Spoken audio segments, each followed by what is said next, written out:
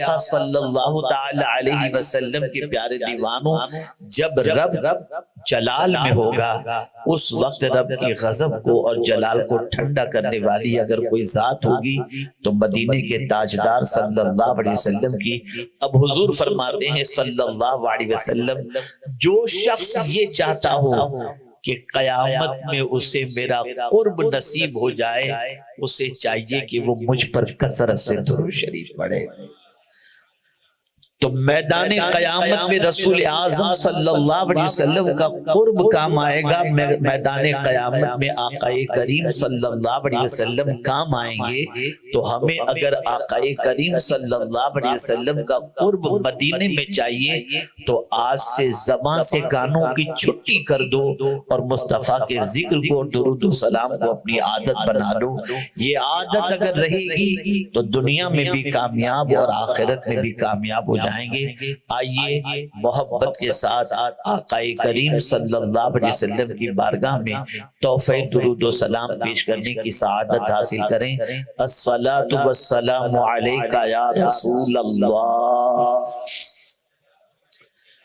الصلاۃ والسلام علیک یا حبیب اللہ، الصلاۃ والسلام علیک یا نبی اللہ،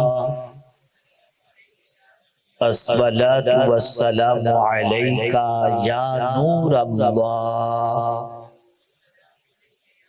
وعلی آلک و اصحابک یا حبیب اللہ، صلی اللہ تعالی علیہ وسلم۔ میرے پیارے آقا صلی اللہ تعالی علیہ وسلم کے پیارے دیوانوں، رب قدیر جل جلالہ نے آقا کریم صلی اللہ علیہ وسلم کے واسطے سے ہمیں بہت ساری نعمتیں عطا فرمائیں۔ ان نعمتوں کا نہ شمار کیا جا سکتا ہے، نہ احاطہ کیا جا سکتا ہے، نہ کما حقہ شکر ادا کیا جا سکتا ہے۔ یاد رکھیں جتنی بھی نعمتیں اللہ نے عطا فرمائی ہیں ذات دینے والی اللہ کی ہے، لیکن تقسیم کرنے والی ذات مدینے کے تاجدار کی ہے۔ خود رسول اعظم صلی اللہ علیہ وسلم فرماتے ہیں انما انا قاسم واللہ یعطی، اللہ ہی دینے والا ہے اور میں ہی بانٹنے والا ہوں۔ اب آئیے ہم سمجھتے ہیں، آج میں ایک نعمت کا تذکرہ آپ کے سامنے کروں گا اور پھر اس نعمت کا احساس دلانے کی کوشش کروں گا اور اس نعمت کی فضیلت کے بارے میں کچھ باتیں آپ کی سماعتوں کے حوالے کروں گا تاکہ آپ محسوس کر سکیں لاشعوری طور پر جس نعمت سے استفادہ کرتے ہیں اس نعمت کا مقام اللہ اور اس کے رسول کے نزدیک کیا ہے۔ قرآن کہتا ہے وَلَقَدْ آتَيْنَاكَ سَبْعًا مِنَ الْمَثَانِي وَالْقُرْآنِ الْعَظِيمِ، اور بے شک ہم نے آپ کو 7 دہرانے والی آیتیں عطا فرمائیں اور عظمت والا قرآن۔ یہ 7 آیتیں جسے دہرائی جاتی ہیں وہ کون سی ہیں؟ تو میرے پیارے آقا صلی اللہ علیہ وسلم کے پیارے دیوانوں، اس سے مراد سورہ فاتحہ ہے۔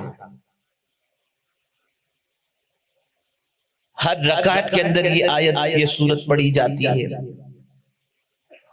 اور بار بار یہ سورت پڑھی جاتی ہے۔ اس سورہ مبارکہ کے حوالے سے رسول اعظم صلی اللہ تعالی علیہ وسلم ارشاد فرماتے ہیں یہ ام القرآن ہے، یعنی سارے قرآن کا علم اللہ نے اس سورہ کے اندر جمع فرما دیا ہے۔ اور میرے پیارے آقا صلی اللہ علیہ وسلم کے پیارے دیوانوں، اس میں 7 آیتیں ہیں۔ جو شخص سورہ فاتحہ کی 7 آیتوں کی تلاوت کرتا ہے اللہ تعالیٰ جہنم کے 7 دروازے اس پر بند کر دیتا ہے۔ علامہ اسماعیل حقی رحمت اللہ تعالی علیہ نے سورہ فاتحہ کے بارے میں اور علامہ جلال الدین سیوطی رحمت اللہ تعالی علیہ نے سورہ فاتحہ کے ناموں کے بارے میں فرمایا کم و بیش اس کے 20 نام ہیں۔ یہ سورۃ الشفا بھی ہے، یہ سورۃ الفاتحہ بھی ہے، یہ سورۃ الوافیہ بھی ہے، یہ سورۃ الکافیہ بھی ہے، یہ سورۃ الرقیہ بھی ہے، یہ سبع مثانی ہے۔ یہی واحد وہ سورت ہے جو دو مرتبہ نازل ہوئی، مکہ میں بھی نازل ہوئی اور مدینے میں بھی نازل ہوئی۔ میرے پیارے آقا صلی اللہ تعالی علیہ وسلم کے پیارے دیوانوں، علامہ اسماعیل حقی رحمت اللہ تعالی علیہ تفسیر روح البیان کے اندر ارشاد فرماتے ہیں، اگر کوئی شخص پاک برتن میں پاک پانی سے پاک برتن میں اس سورہ مبارکہ کو لکھے اور اس کے بعد پاک پانی سے اس برتن کو دھوئے اور اس کے بعد اس پانی کو مریض کے چہرے پر لگا دے تو اللہ اسے شفا عطا فرما دے گا۔ اور فرمایا گیا اگر کوئی شخص چینی کے برتن میں، کانچ کے برتن میں مشک سے سورہ فاتحہ لکھے اور عرق غلاب سے اسے دھوئے اور اس کے بعد وہ پانی کند ذہن بچے کو اگر پلا دیا جائے 7 دن تک تو اس کی یادداشت اتنی اسٹرانگ ہو جائے گی جو ایک بار پڑھے گا اسے یاد ہو جائے گا۔ میرے پیارے آقا صلی اللہ تعالی علیہ وسلم کے پیارے دیوانوں، آپ اندازہ لگائیں یہ سورہ فاتحہ اللہ نے عطا فرمائی، رسول اعظم صلی اللہ علیہ وسلم کے ذریعے عطا فرمائی، آقا کریم صلی اللہ علیہ وسلم کے صدقے میں عطا فرمائی۔ میرے پیارے آقا صلی اللہ تعالی علیہ وسلم کے پیارے دیوانوں، سلسلے چشتیہ کے اندر اور تقریباً مشائخ کے یہاں بیماروں کے علاج کے لیے سورہ فاتحہ کو بہت عظیم کہا گیا ہے اور اس کے ذریعے علاج کے مختلف طریقے بتائے گئے ہیں۔ آئیے میں سورہ فاتحہ کی فضیلت کے حوالے سے کچھ عرض کرنے کی بجائے میں آج اس کی پہلی آیت کے بارے میں کچھ باتیں سمجھانا چاہتا ہوں تاکہ تعلق باللہ مضبوط ہو جائے، اللہ سے رشتہ مضبوط ہو جائے، اللہ کی محبت دل میں پیدا ہو جائے۔ اللہ عز و جل نے اپنے محبوب صلی اللہ علیہ وسلم کو یہ 7 آیتوں والی سورت، یہ دہرائی جانے والی آیتوں والی سورت جو اللہ نے عطا فرمائی ہے، اس کی پہلی آیت پر دیکھیں، غور کریں۔ اللہ عز و جل نے فرمایا الحمدللہ رب العالمین، یہ سورہ فاتحہ کی پہلی آیت ہے۔ اللہ اکبر، تمام خوبیوں کا مالک کون ہے؟ تمام تعریف کا مالک کون ہے؟ اللہ عز و جل، جو سارے جہاں کا مالک ہے۔ تمام تعریفیں اس اللہ کے لیے، اس رب کے لیے جو سارے جہاں کا مالک ہے۔ میرے پیارے آقا صلی اللہ تعالی علیہ وسلم کے پیارے دیوانوں، آقا کریم صلی اللہ علیہ وسلم ارشاد فرماتے ہیں افضل الذکر لا الہ الا اللہ وافضل الدعاء الحمدللہ۔ آقا کریم صلی اللہ علیہ وسلم فرماتے ہیں سب سے افضل ذکر لا الہ الا اللہ ہے اور سب سے افضل دعا الحمدللہ۔ اب اگر کوئی شخص کھانے کے بعد الحمدللہ پڑھتا ہے، پانی پینے کے بعد الحمدللہ پڑھتا ہے، نئے لباس سے بہتر کرنے کے بعد الحمدللہ پڑھتا ہے، صبح اٹھنے کے بعد الحمدللہ پڑھتا ہے، تو حضور صلی اللہ علیہ وسلم فرماتے ہیں اللہ عز و جل کو نعمت دے کر جتنی خوشی نہیں ہوتی اتنی بندے کا الحمدللہ کہنے پر میرا مولا خوش ہو جاتا ہے۔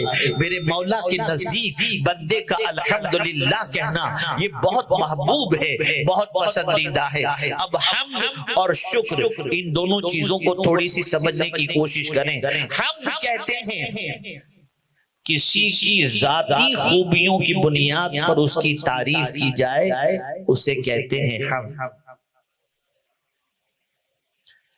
اور کسی کے احسانات کے بدلے میں اس کی تعریف کی جائے اسے کہتے ہیں شکر۔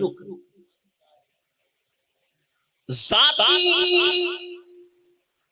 خوبیوں کی بنیاد پر تو میرے رب کی جو ذات ہے اس میں جتنی بھی خوبیاں ہیں وہ کسی کی دی ہوئی نہیں، میرے مولا کے پاس ساری خوبیاں خود اپنی ہی ہیں، اور وہ ذات وحدہ لا شریک ہے۔ اب میرے پیارے آقا صلی اللہ تعالی علیہ وسلم کے پیارے دیوانوں سمجھنے کی کوشش کریں۔ الحمدللہ بظاہر یہ ایک چھوٹا سا جملہ نظر آتا ہے، لیکن اس کی معنویت کو سمجھنا ہے، اس کے مقام اور مرتبے کو سمجھنا ہے۔ تو آئیے حضرت آدم علیہ السلام کی طرف ہم چلتے ہیں۔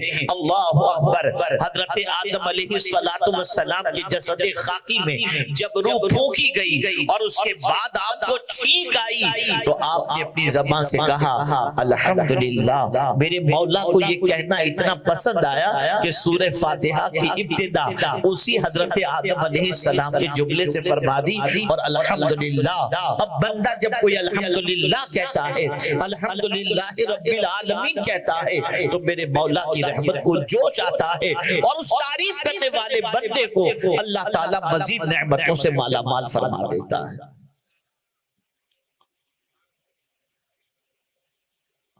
الحمدللہ۔ یہاں تک فرمایا گیا کسی نعمت کے ملنے پر اگر کوئی بندہ ایک بار الحمدللہ کہے اسے ثواب ملتا ہے، 2 بار کہے تو ثواب ملتا ہے، اور تیسری بار اسی ایک نعمت کے ملنے پر الحمدللہ کہے تو اللہ اس کے گناہوں کو معاف فرما دیتا ہے۔ یہ الحمدللہ۔ یہ کس کے صدقے میں یہ صورت ملی؟ حضور کے صدقے میں، سرکار صلی اللہ علیہ وسلم کے صدقے میں۔ اب الحمدللہ تمام خوبیاں اللہ کے لیے، اللہ معبود برحق جس کی بندگی کی جائے، جو ہمارا معبود ہے، جو ہمارا معبود برحق ہے، اسی کی بندگی، اسی کی عبادت ہمیں کرنی ہے اور ہم کرتے ہیں۔ لیکن وہ معبود ہے، اس کی دلیل کیا ہے؟ اسی کو قرآن نے کھولا، الحمدللہ رب العالمین، سارے جہان کا پالنے والا۔ تو جو سارے جہان کا پالنے والا ہے وہ وہی ہے جس کی عبادت کی جائے، وہی معبود برحق ہے۔ رب کہتے ہیں پالنے والے کو۔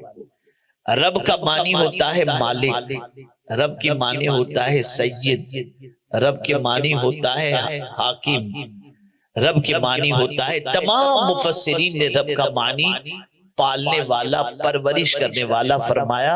اور میرے پیارے آقا صلی اللہ علیہ وسلم کے پیارے دیوانوں مفسرین نے یہاں تک بھی فرمایا بتدریج کسی کو کمال تک پہنچانا وہ رب ہوتا ہے، اس کو رب کہتے ہیں۔ بتدریج کسی کو کمال تک پہنچا دیا۔ تو اب آپ دیکھیں، پہلے ایک چھوٹا سا بچہ ہوتا ہے، پھر وہ چلنے لگتا ہے، پھر تھوڑا سا بڑا ہوتا ہے، پھر تھوڑا سا بڑا ہوتا ہے، پھر تھوڑا سا بڑا ہوتا ہے، پھر نوجوان ہوتا ہے، پھر بڑا ہوتا ہے، بڑھاپے کی دہلیز تک پہنچتا ہے۔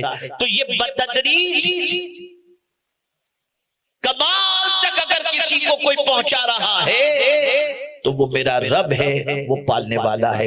میرے پیارے آقا صلی اللہ علیہ وسلم کے پیارے دیوانوں، وہ کسی ایک کو نہیں پالتا، سارے عالم کا پالنے والا ہے۔ پتھر کو پالنے والا اللہ، درخت کو پالنے والا اللہ، پہاڑ کو پالنے والا اللہ، زمین کو پالنے والا اللہ، پھل فروٹ کو پالنے، اس کے درخت کو پالنے والا اللہ، انسان کو پالنے والا اللہ، سب کو پالنے والا اللہ ہے۔ 18,000 کم و بیش عالم ہیں، ان سارے عالم کو پالنے والا اگر کوئی ہے تو اللہ عز و جل ہے۔ پتہ چلا جو پالنے والا ہے وہی عبادت کا حقدار ہے، اسی کی بندگی کی جائے۔ میرے پیارے آقا صلی اللہ تعالی علیہ وسلم کے پیارے دیوانوں، ہم نے کبھی سوچا کہ ہم ماں کے شکم میں تھے، وہاں ہمیں کون پال رہا تھا؟ وہ اللہ عز و جل کی ذات تھی جو ماں کے شکم کے اندر ہماری پرورش فرما رہی تھی۔ آج ہمیں کون پال رہا ہے؟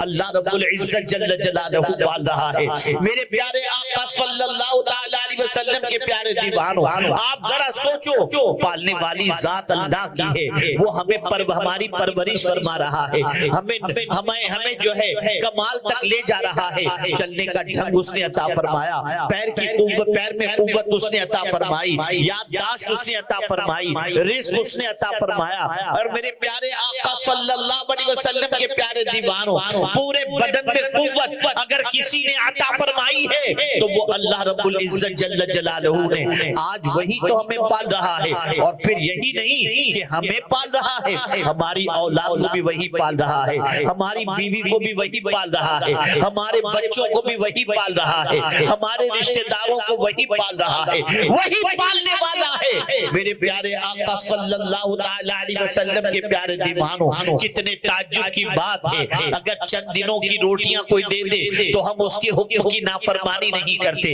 चंद दिनों की मुलाजिमत अगर कहीं मिल जाए तो उस सेठ की बात हम नहीं टालते, लेकिन जो रब माँ की गोद से लेकर जिंदगी की आखिरी सांस तक हमें पाल रहा है, आज बंदे की पोजीशन क्या है? वो बंदा जिसको अल्लाह पाल रहा है, बंदा उसकी बात सुनने को तैयार नहीं, उसके फरामीन पर अमल करने के लिए तैयार नहीं, उसकी नाफरमानी हो जाए तो उससे माफी मांगने के लिए तैयार नहीं। कितनी हैरत की बात है, पाल खुदा रहा है, फरमान शैतान का तुम मान रहे हो, पाल खुदा रहा है, उसके इरशाद के खिलाफ जिंदगी गुजार रहे हो। एक वाक़े के जरिए आपके दिलो दिमाग को थोड़ा सा अल्लाह अज़्ज़ व जल्ल के फरमान पर अमल की तरफ माइल करने की कोशिश कर सकूं, अल्लाहु अकबर। इस वाक़े के जरिए अगर आपका दिलो दिमाग परफेक्ट हो जाए और सोच दुरुस्त हो जाए तो मैं यकीन के साथ कह सकता हूं कि इंशाअल्लाह आज के बाद यहां से उठेंगे तो जैसे ही कहीं से अल्लाह का हुक्म आपके कानों से टकराएगा, आप उस पर अमल करने की कोशिश करेंगे। देखिए ना, मौलाना रूम रहमतुल्लाह ताला अलैह फरमाते हैं कि सुल्तान महमूद उनका गुलाम था अयाज, कोई खास पढ़ा लिखा नहीं था वो, लेकिन महमूद उन्हें बहुत चाहते थे और अयाज अपने मालिक की बड़ी वफादारी का मुजाहिरा करते। लेकिन मुआशिरीन जो थे, दरबार के जो लोग थे, उनके दिलों में अयाज के सिलसिले में थोड़ा सा हसद था कि आखिर सुल्तान महमूद जो है वो अयाज को इतना क्यों चाहते हैं। एक मर्तबा तवज्जो चाहूंगा, सुल्तान महमूद ने एक कीमती हीरा सामने रखा और अपने जितने खुद्दाम थे उनसे फरमाया इस हीरे को तोड़ो। एक एक करके आते गए और सबने माजरत चाहिए और सबने कहा कि हुजूर ये इतना कीमती हीरा हम कैसे तोड़ सकते हैं। सब आते गए, माजरत चाह करके चले जाते रहे, लेकिन जब अयाज की बारी आई तो अयाज ने हथौड़ा लिया और हीरे को तोड़ दिया। कीमती हीरा टूट गया, चकनाचूर हो गया। तो जो लोग अयाज के सिलसिले में दिल में हसद रखते थे, उनके दिल में ख्याल पैदा हुआ अब तो अयाज बादशाह की नजर से गिर जाएगा, और उसने अपनी जिहालत का पूरा सबूत दे दिया हीरे को तोड़कर करके ये कितना बड़ा बेवकूफ है, अब बादशाह अपने दरबार से निकाल देगा। जब सुल्तान ने देखा कि अयाज ने कीमती हीरे को तोड़ दिया है, तो बुलाया अयाज को। अयाज, सबने तो मादरत चाली, तुमने हीरा क्यों तोड़ा? तवज्जो चाहूंगा, मौलाना रूम ने बड़ी प्यारी बात फरमाई। अयाज ने कहा हुजूर, एक तरफ हीरे का टूटना था और एक तरफ आपके हुक्म का टूटना था। मेरे दिल में ख्याल पैदा हुआ मैं किसे तोड़ूं, हीरे को तोड़ूं या आपके हुक्म को तोड़ूं? तो मेरी मोहब्बत ने मुझे कहा कि नहीं, हीरा टूट जाए तो कोई बात नहीं, मालिक का हुक्म नहीं टूटना चाहिए। تو میں نے اس وجہ سے ہیرے کو توڑ دیا۔ اسی وقت سارے جتنے حاسدین تھے ان کی آنکھیں کھلی کی کھلی رہ گئی اور بادشاہ نے انعام و اکرام سے نوازا۔ مولانا روم رحمت اللہ تعالی علیہ فرماتے ہیں آپ ذرا سوچو چند دنوں کی زندگی کی خدمت اور اس کا صلہ دینے والے سلطان محمود کے ایک حکم کو ایاز توڑنے کے لیے تیار نہیں، اور جو مولا تمہیں پال رہا ہے تم اس کے کتنے حکم توڑ رہے ہو؟ آپ ذرا سوچو، نماز ہی کو لے لیجئے، ایک بار اللہ قرآن میں کہہ دے اقیم الصلاۃ کافی، لیکن میرے کریم نے 300 مقامات پر کم و بیش نماز کا حکم دیا۔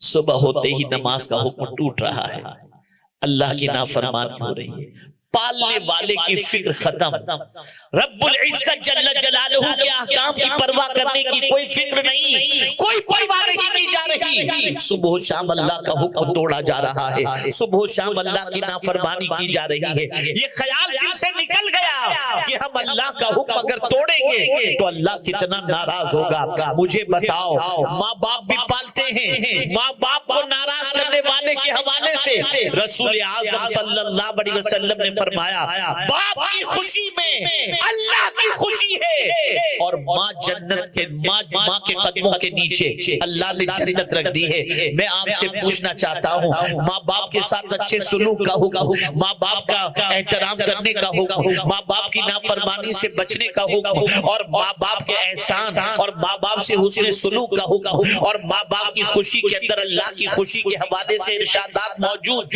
میں پوچھنا چاہتا ہوں اے رسول اعظم صلی اللہ علیہ وسلم کے پیارے دیوانوں، ماں باپ کب تک کیا پالتے ہیں، کتنا پالتے ہیں، کس طرح سے پالتے ہیں؟ تو جب تم کھانے کے لائق ہوئے تمہیں غذا عطا کر دی، جب تم پینے کے لائق ہوئے تمہیں پانی عطا کر دیا، لیکن ماں کے پیٹ کے اندر کون پال رہا ہے؟ تم ماں سے دور ہو تمہیں کون کھلا رہا ہے؟ تم باپ سے دور ہو تمہیں کون کھلا رہا ہے؟ ارے ماں باپ کا انتقال ہو گیا تو تمہاری پرورش کون کر رہا ہے؟ وہ پالن ہارے حقیقی کر رہا ہے، معبود برحق کر رہا ہے، احکم الحاکمین کر رہا ہے۔ میرے پیارے آقا صلی اللہ تعالی علیہ وسلم کے پیارے دیوانوں، ضرورتی صبر کی ہے، جو ہمیں پال رہا ہے اس کی حکم کی نافرمانی، اس کے حکم کو جو ہے وہ توڑنا نہیں چاہیے، اس کی فرما برداری کرنی چاہیے۔ میرے پیارے آقا صلی اللہ علیہ وسلم کے پیارے دیوانوں، آپ ذرا دیکھیں نا، حضرت ابراہیم ابن ادہم رحمت اللہ تعالی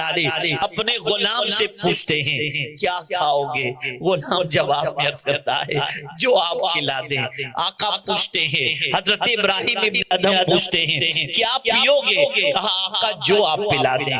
حضرت ابراہیم ابن ادہم اپنے غلام سے پوچھتے ہیں کیا پہنو گے؟ آقا جو آپ پہنا دیں۔ مولانا روم رحمت اللہ تعالی علیہ فرماتے ہیں ایک غلام اپنے آقا کے حوالے سے اس طریقے سے خیال رکھتا ہے کہ اپنی مرضی کو اپنے آقا کی مرضی پر قربان کرتے ہوئے کہتا ہے جو آپ کھلاؤ گے وہ کھائیں گے، جو آپ پلاؤ گے وہ پیئیں گے، جو آپ پہناؤ گے وہ پہنیں گے۔ لیکن اے مسلمان، تعجب کی بات ہے اللہ عز و جل کی خوشی کا تجھے خیال نہیں، اللہ کی رضا کا تجھے خیال نہیں۔ اللہ فرماتا ہے نگاہیں نیچی رکھ، تو نگاہوں کو آوارہ کر رہا ہے۔ اللہ کہہ رہا ہے زمین پر اکڑ کے مت چل، وَلَا تَمْشِ فِي الْأَرْضِ مَرَحًا، تو زمین پر اکڑ کے چل رہا ہے۔ اللہ فرماتا ہے وَاجْتَنِبُوا قَوْلَ الزُّورِ، جھوٹ سے پرہیز کر، تو جھوٹ بولتا نظر آتا ہے۔ اللہ ارشاد فرماتا ہے اللہ اکبر، پروردگار ارشاد فرماتا ہے چھوٹی آپس آواز رکھ، ان الذین یغضون اصواتهم،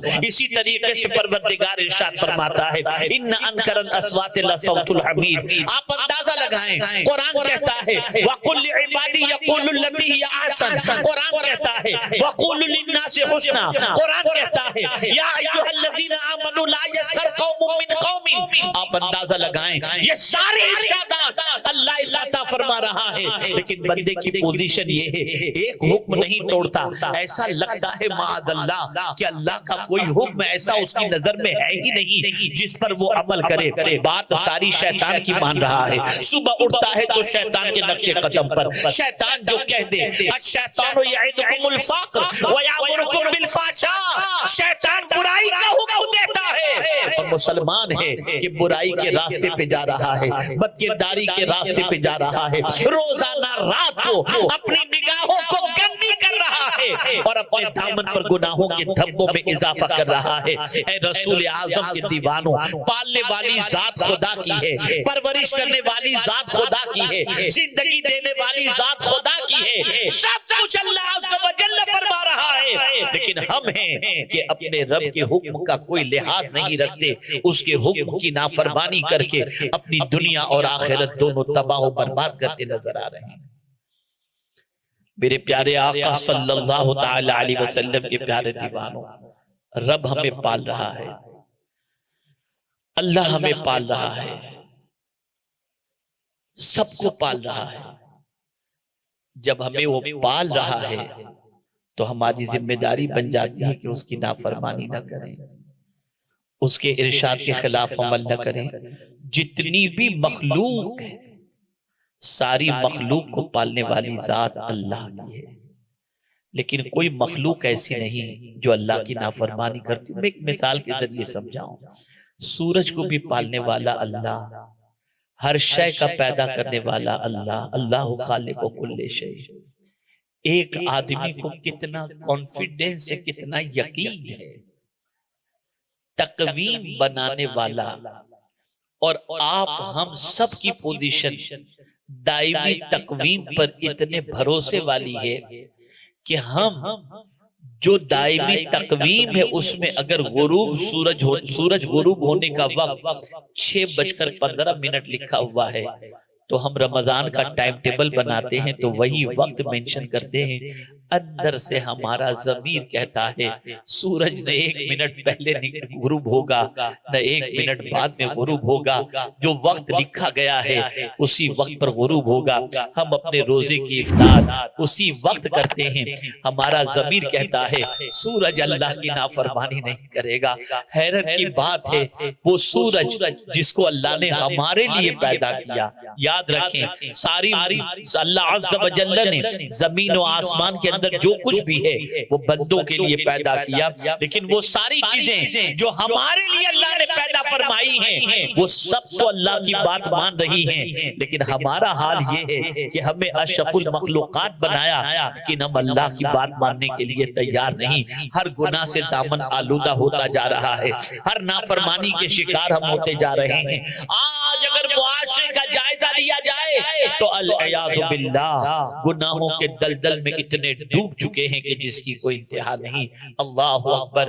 میرے پیارے آقا صلی اللہ علیہ وسلم کے پیارے دیوانوں، ہماری نظریں تو ویسی نہیں جو انسان کو اس اعتبار سے دیکھ سکیں، لیکن حضرت شیخ عبدالعزیز محدث دہلوی رحمت اللہ تعالی علیہ کے یہاں گئی، ایک اللہ والے ان کی نسل سے، ان کے خاندان سے، آپ جانتے ہیں ان کے چہرے کو اللہ نے بڑا بارونق کیا تھا، وہ جہاں سے گزرتے لوگ ان کا دیدار کرتے اور ان کے دیدار سے اپنی آنکھوں کو ٹھنڈک پہنچاتے۔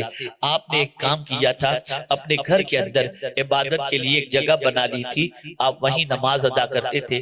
پہلے روزانہ مدرسہ اور مسجد جایا کرتے تھے، انسانوں کا ہجوم بڑھا اور انسان دیدار کے لیے جب بہت زیادہ تڑپنے لگے اور پریشان کرنے لگے تو آپ جمعہ جانے لگے۔ جب جمعہ کو جاتے تو رومال اپنے آگے کر لیتے اور رومال آگے کرنے کے بعد چہرے کو چھپانے کی کوشش کرتے اور جمعہ کی نماز کے لیے جاتے۔ ایک دن خادم نے کہا حضور کیا بات ہے، آپ چہرے پر رومال اتنا قریب کر دیتے ہیں کہ آپ کا رخ زیبا لوگوں کو نظر نہیں آتا، حضور یہ دیوانے آپ کے چہرے کو دیکھنے کے لیے ترستے ہیں، ذرا رومال ہٹا دیا کیجئے تاکہ لوگ آپ کے دیدار سے اپنی آنکھوں کو ٹھنڈک کر لیں۔ اتنا سننا تھا، جلال میں آئے، نکالا اپنا رومال اور اپنے خادم کے سر پر رکھ دیا۔ تھوڑی دیر کے بعد خادم بے ہوش ہو کر کے گر گیا، اٹھتا ہے ہوش میں آنے کے بعد تو آپ سے عرض کرتا ہے حضور مجھے نہیں معلوم تھا کہ اس رومال کی تاثیر کیا ہے، حضور صحیح کیا آپ نے اپنے چہرے پہ رومال ڈالے جو رکھا ہے، وجہ یہ ہے کہ جب آپ نے میرے سر سر پر رومال ڈالا تو میں نے دیکھا مجھے انسانوں کی شکل کے اندر جانور نظر آ رہے تھے، کوئی خنزیر نظر آ رہا تھا، کوئی کتا نظر آ رہا تھا۔ اللہ اکبر۔ وجہ بیان کر رہے ہیں، وجہ یہ تھی کہ آج انسانوں کی پوزیشن یہ ہو گئی، خنزیر کی عادت بے حیائی والی اس کے اندر آ گئی، کتے کی عادت جو ہرس و طمع والی ہے وہ اس کے اندر آ گئی۔ اللہ والے انسانوں سے جو دور بھاگتے ہیں اس کی وجہ یہ ہے کہ وہ انسانی شکل کے اندر اپنی خراب عادتوں کی بنیاد پر اور باطن کی خرابی کی بنیاد پر وہ اس شکل میں اللہ والوں کو نظر آتا ہے۔